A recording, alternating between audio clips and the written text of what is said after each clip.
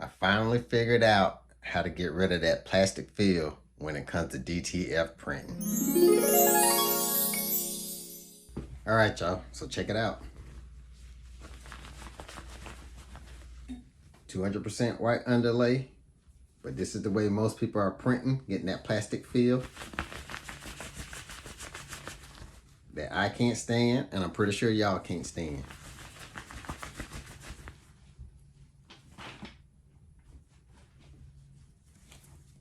The click of one button, no going through a whole bunch of editing, doing all the halftone and stuff. I click one button and got the soft feel without the plasticky noise or the plasticky stickery feel.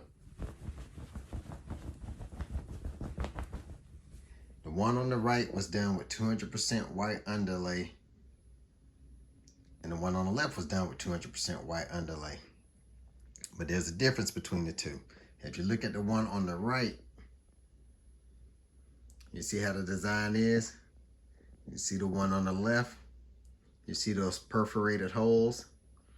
That is all the difference it is with getting that plastic feel or getting that soft feel, that soft texture.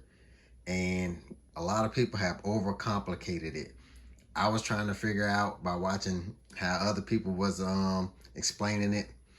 I figured out how to do it with the click of one button. No going through all that half tones, doing this big massive editing. One click of a button got me to softer feel. Watch.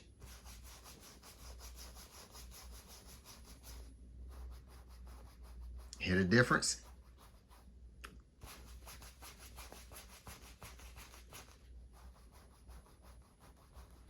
So if you want to know how I achieve this effect, it will be available on my website, which I have linked down in the description.